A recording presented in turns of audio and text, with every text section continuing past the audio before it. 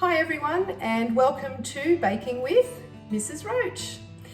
I hope you enjoyed last week's edition of Baking with the Boss, which was making lemonade scones. Here's a fun fact. My son lives in a town called Scone. I wonder if he's very good at making scones. I thought of that after last week's edition. Anyway, today we're going to make a biscuit called an Anzac biscuit.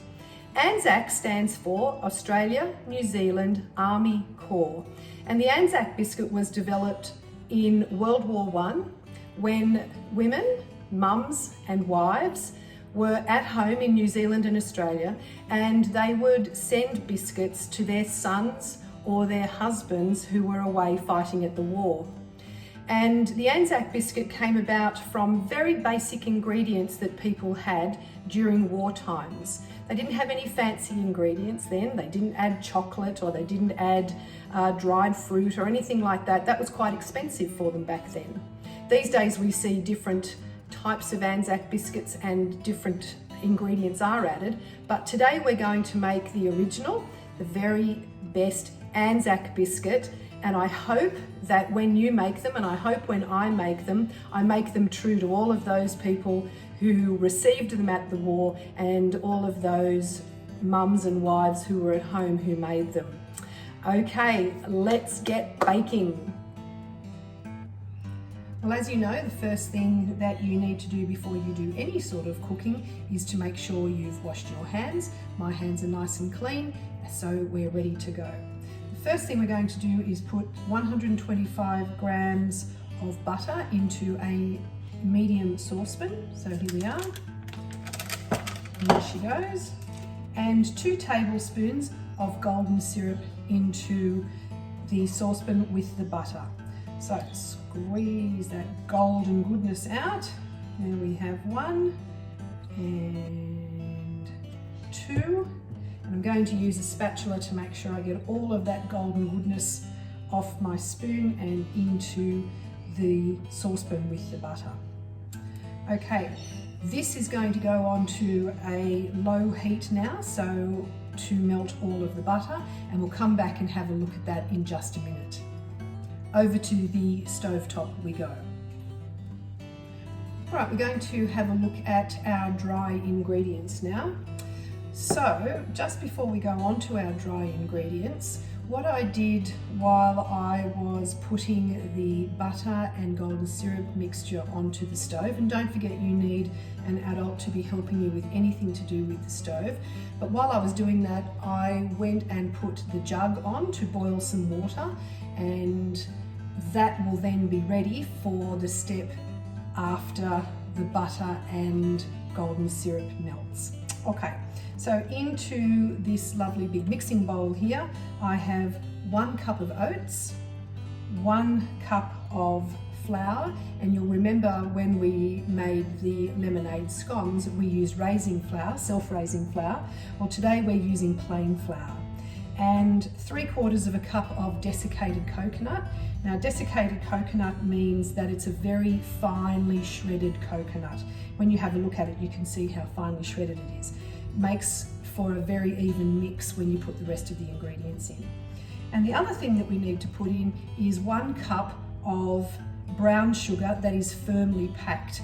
Now, when I say firmly packed, what you're going to do is when you put the brown sugar in, you're going to tap it down a little bit like that with your spoon, whatever you're using to mix.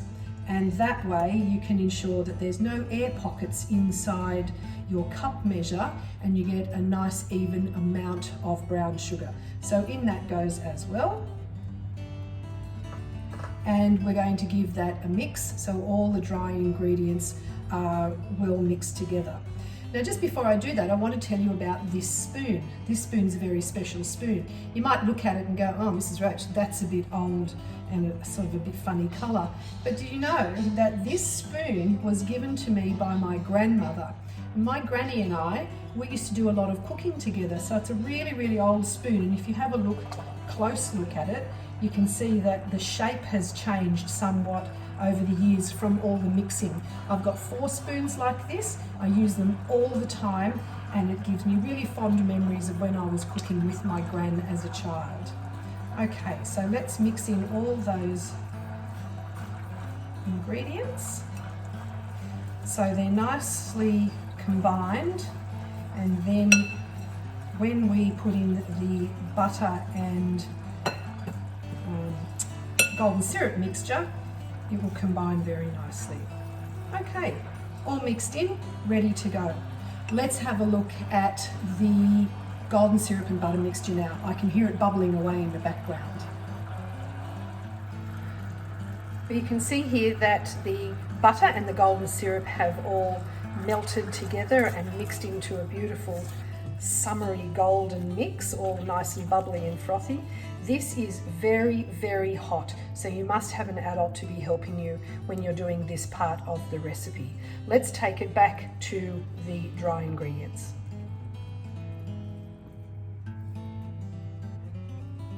All right, so we have the butter and golden syrup mixture here, and we have half a teaspoon of sodium bicarbonate, or commonly known as bicarb soda. And to that we're going to add 2 tablespoons of hot water straight from the boiling jug. I'm going to put this into this glass here to give it a mix. So half a teaspoon of bicarb soda, and then 2 tablespoons of boiling water. Remember, an adult to help you. So 1 tablespoon, in it goes, and the 2nd tablespoon. And I can hear that fizzing as the hot water is mixing with it. Now I'm going to give a little swirl, and I'm going to put it into this butter mixture here, and watch what happens when you put it in. Can you see that it's all starting to froth and mix up? And it looks all bubbly like it did before, but it's off the heat. And what the bicarb soda does is add some air and bubbles into that mix to make it nice and smooth when we mix it into the dry ingredients. Okay, let's go into the dry ingredients now. Let me bring that over here. All right, in she goes.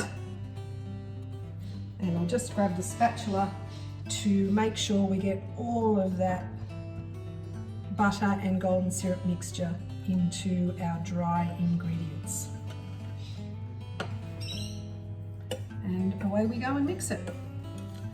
Now, when I used to make these golden, beautiful Anzac biscuits when my own children were young, they used to stand around and wait for the mixture to all be combined together, and they used to like to eat a little ball of this mixture even before it went into the oven to make the actual biscuit part. Cheeky little things they were. I'd have them all lined up on the tray ready to go, and I would turn around to do something and come back and there were 2 little mixtures gone, so I'd have to add some extra ones to the tray. Okay, that's all nicely mixed in, and now we're going to make them into the little balls of mixture for the biscuits. So, all right, let's get one of the trays right here, and we have our mixture. Now, I like to use what's called a loaded teaspoonful to make my biscuits. So, into the mixture, and that's a loaded teaspoon. And you can use the 2nd teaspoon if you need to just push that off into a little mound on the baking paper. And then another one. Now, you'll recall when we did the scones that we had to put them nice and close together to help them rise. Well, in this case, for the Anzac biscuits, I actually like to have them fair way apart, because they're going to spread as everything melts together and starts to cook. So you need to have them apart enough to give them that space that they need to spread and cook and make into a biscuit. So I'm going to put 8 little mounds of Anzac mix on this tray, and Because you have nice clean hands, you can handle the mix. So I like to make them into a round little pile like that. You can just do it on the baking sheet, or you can take them into your hand and make a little ball like that too. Either way. And then once they're all little round, nice mounds like that, I like to go along and just pat them flatly a little bit like that, just gently, so they are ready to go into the oven. There's lots more mix to go. I'm going to put those onto my second tray and maybe even a third tray if I still have some mix left over. Let's go to the oven. So here we are at the oven, ready to go in. My oven is set, and it's a fan forced oven, so it's set at 160 degrees. So anywhere between 160 and 180 degrees is the heat for your oven. And these Anzac biscuits only need about 10 minutes in the oven until they're beautifully baked. I'm looking forward to seeing your photos on Facebook of your completed Anzac biscuits. They're going to taste beautiful with all that rich butter, that golden syrup, and all those beautiful dry ingredients that we put in. Happy baking, everyone.